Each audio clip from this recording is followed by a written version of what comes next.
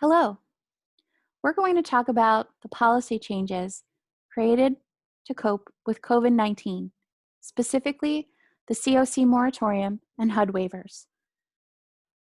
This presentation is brought to you by the Westchester Continuum of Care Partnership to End Homelessness in October of 2020.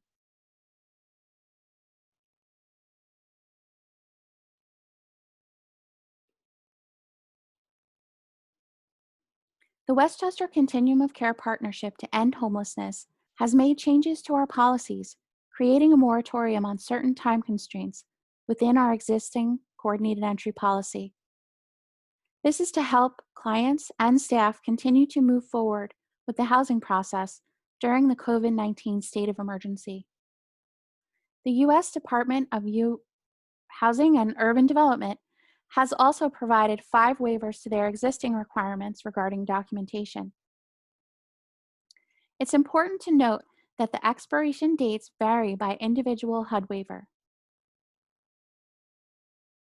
We'll start with the CoC moratorium.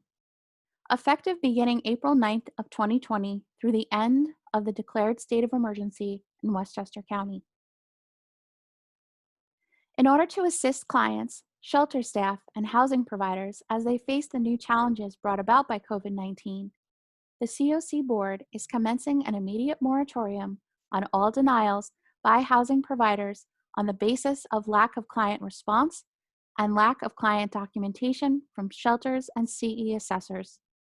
This moratorium will remain in place until the state of emergency ends in Westchester County. We believe that temporarily lifting the time-sensitive requirements will better enable shelter and housing staff to respond to more immediate client needs during this emergency.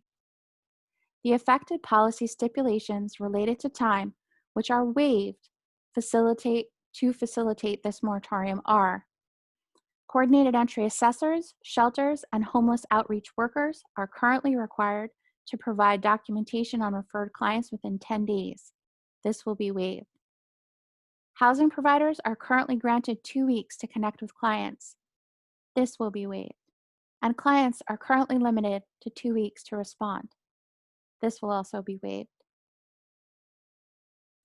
These measures assume that housing referrals will be made by our coordinated entry administrator as usual, and that all possible effort toward housing will still be made in as timely a manner as possible and in good faith by all parties. It is important to note that denials for other reasons can proceed as normal. This includes denials based on clients who are documented as not meeting program criteria, as well as denials by clients who are documented not to be related to COVID-19 changes in accessibility.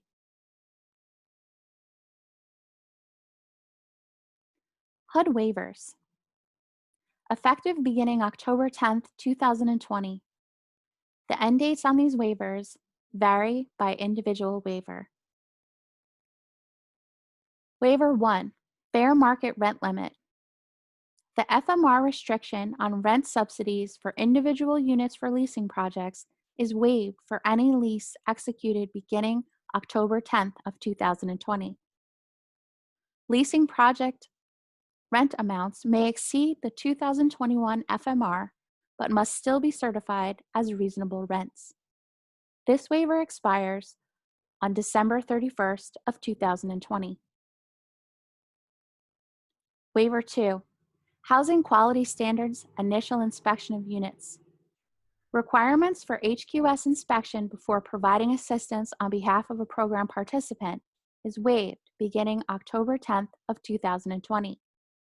The owner must certify that they have no reasonable basis to have knowledge that life-threatening conditions exist in the unit or units in question, and the subrecipient housing provider has written policies to physically inspect the unit within 3 months after the end of the COVID emergency. This waiver expires on December 31st, 2020. Waiver 3, the homeless definition, temporary stays in institutions and homelessness status.